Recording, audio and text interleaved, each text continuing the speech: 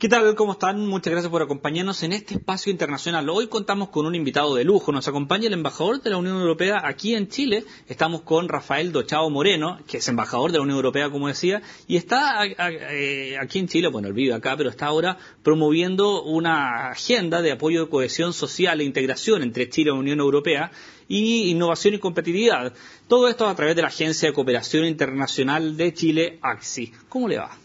Muy buenas tardes, muchas gracias y, por supuesto, gracias de nuevo por darme esta oportunidad de hablarle al público chileno a través de este programa. Tenemos un montón de temas que tocar, vamos por parte. Tenemos la Unión Europea por una parte, Chile por otro. Vimos la reunión de la CELAC Unión Europea hace mucho tiempo, pero la gente se pregunta qué tiene que ver tanto o en qué cooperan Unión Europea y Chile, en este caso, en nuestro país. Sí. Bueno, es una cosa muy simple y muy importante. La Unión Europea es el primer donante mundial de ayuda al desarrollo y durante los últimos 20 años hemos estado trabajando codo con las autoridades chilenas, últimamente con la ACSI, para promover toda una serie de programas de ayuda a Chile, ayuda al pueblo chileno.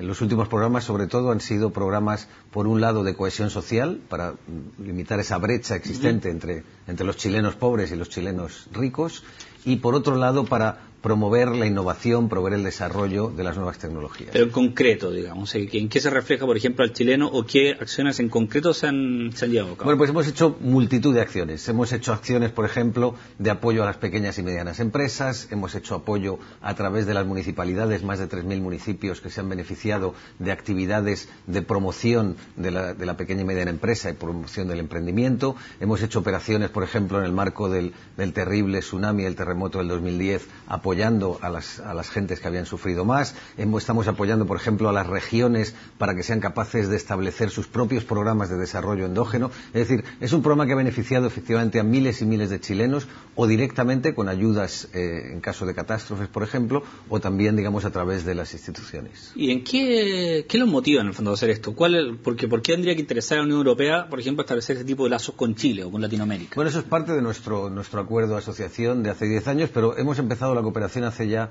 más de 20 años. Nosotros hemos hecho un total de casi 160 millones de euros en unos 60, 70 programas distintos de cooperación que nos han permitido apoyar al pueblo chileno. ¿Por qué lo hace la Unión Europea? Por una razón muy simple, por solidaridad. La Unión Europea, a través de los impuestos que se cobran a los ciudadanos europeos, tiene programas de desarrollo en todo el mundo y Chile ha sido uno de los beneficiarios. Ahora, estamos en un momento muy importante y quiero señalarlo esto, y es que Chile se ha graduado. Es como si Chile estuviese en la universidad y ya Chile a partir de ahora no va a recibir fondos de ayuda al desarrollo de la Unión Europea por una razón muy simple, porque Chile ya es lo suficientemente desarrollado, lo suficientemente rico para poder desarrollar esas políticas sociales por sí mismo. Sin embargo, hay otros sectores donde vamos a intervenir. Y en este caso, esa decisión no podría afectar a lo mejor a mucha gente chilena que esperaba esta ayuda o que contaba con esto, o la gente que ustedes mismos estaban ayudando. Pues mira, no realmente, por una razón muy sencilla. Yo he estado hace poco, por ejemplo, en el aniversario del maremoto en Talcahuano y en los municipios, y lo que he podido ver por mí mismo es que efectivamente la labor del gobierno está dando cobijo, está dando casas, está dando oportunidades a la población. Eso es lo que realmente se busca. Cuando apoyas a un país en un momento determinado, si ese país ha llegado a un nivel de desarrollo suficiente, es ese país el que tiene que ayudarse a sí mismo y ayudar obviamente a la población. ¿Y la Unión Europea tiene que ayudarse a sí mismo hoy por hoy?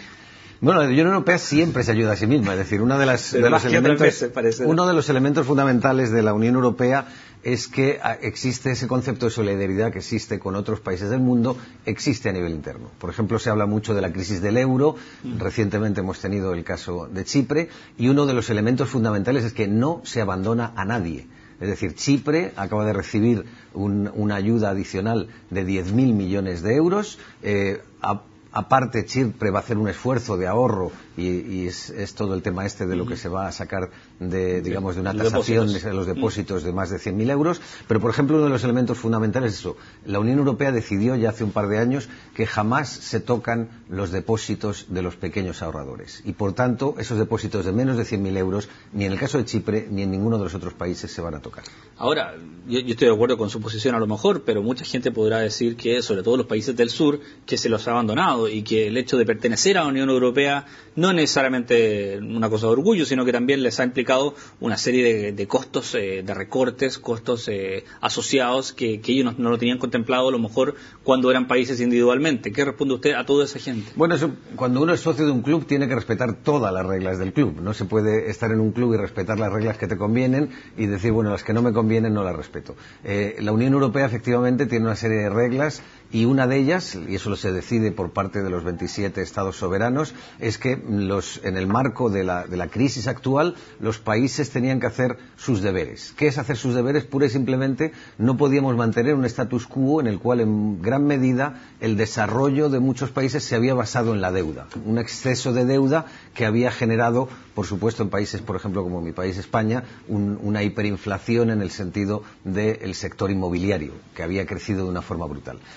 Hacer los deberes significa establecer una serie de criterios de recortes, establecer una serie de criterios para limitar el gasto público, pero hay la otra cara de la moneda. Y claro, que la gente muchas veces no es la culpable de hacer esos deberes. Exactamente. Entonces, la otra cara de la moneda, efectivamente, es que en muchos países, sobre todo el sur de Europa, la gente está sufriendo, y de una forma brutal, estos efectos del recorte. Por eso, digamos, la política actual, y es digamos, las grandes voces ahora mismo en Europa sobre el crecimiento, van en ese sentido. No solamente se pueden imponer programas de restricciones del gasto, programas de recortes de gastos públicos, también hay que fomentar, hay que mejorar que la economía siga creciendo y para eso hay que generar desde las instancias públicas empleo público y crecimiento. Para usted la capital de la Unión Europea, ¿está en Bruselas o está en Berlín?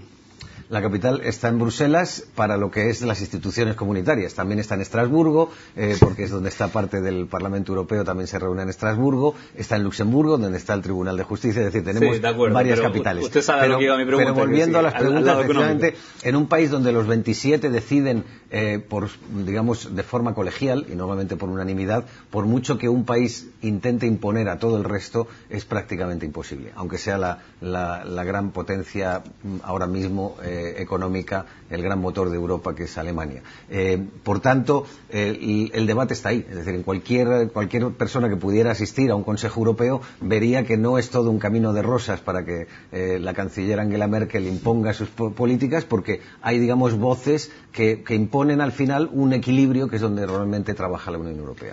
Ahora, para usted, ¿cómo califica el momento de la Unión Europea? Si tuviera, no le voy a decir que le ponga una nota, pero sí, muy bueno, regular, ¿en qué minuto nos encontramos? ¿O directamente malo? Yo diría una cosa muy simple, es que en cualquier fenómeno, digamos, histórico, hay alzas y bajas. Y si nos ponemos, por ejemplo, a ver desde el punto de vista político, un grupo de países que han recibido el Premio Nobel de la Paz hace unos meses, no pueden, bajo ningún punto de vista, sentirse que están en una situación mala. Muy cuestionado el Premio Nobel de la Paz. Cuestionado por algunos eso, pero lo que sí es cierto, y eso es uno de los elementos fundamentales, es que la paz se ha garantizado tanto en Europa como, digamos, la vocación de paz que tiene Europa respecto al mundo durante los últimos 60 años, y eso es algo impepinable.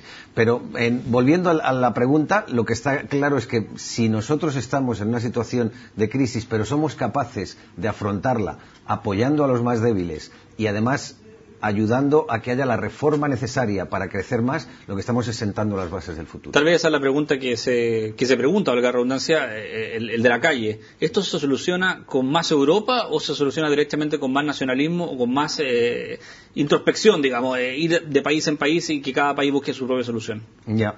Bueno, yo creo que esa pregunta, para mí, realmente toca uno de los puntos más sensibles y yo diría más brutalmente sensibles en la realidad europea ahora mismo. Y es que en una situación de crisis como la actual, donde hay tanta gente sufriendo, lo que estamos viendo con peligro es nacer más nacionalismo, más xenofobia y más en ciertos partidos, sobre todo extremistas, intentando imponerse y además que están consiguiendo mucho apoyo político, resultados electorales importantes. Y creo que ese es el gran desafío de los demócratas, es precisamente pensar que ese tipo de desvaríos, digamos, hacia más populismo, hacia más xenofobia, son justamente lo contrario al ADN, a lo que es la filosofía más íntima de lo que es Europa. Y Europa, por supuesto, la solución a Europa siempre está en más Europa, nunca en el refugio del nacionalismo. Y mirar también a Chile, por supuesto, que es también otro de los temas de esta entrevista. Esta relación buena para ustedes con Chile también, ¿no? Sí, bueno, nosotros con Chile tenemos, yo diría, yo llevo aquí desde desde el mes de septiembre del año pasado y primero aquí me encuentro como en casa. El pueblo chileno es un pueblo acogedor y cuando uno llega a este país se encuentra como en casa. Pero a nivel de relaciones con la Unión Europea son prácticamente inmejorables. Es decir, tenemos a todos los niveles, tenemos un acuerdo de asociación que funciona, tenemos un acuerdo que ha permitido, por ejemplo, que en el periodo entre el 2003 y el 2011, en esos 8 años, el comercio haya incrementado en un 135%. Es decir, son sumas impresionantes de cómo hemos conseguido que las inversiones europeas vengan aquí, que las inversiones chilenas vayan a Europa y que seamos capaces de construir juntos ese futuro. Rafael Dochao Moreno, embajador de la Unión Europea en Chile, muchas gracias por estar junto a nosotros. Muchísimas gracias. Y usted siga en compañía de Serena Chile, por supuesto, vienen muchas más informaciones. Hasta luego.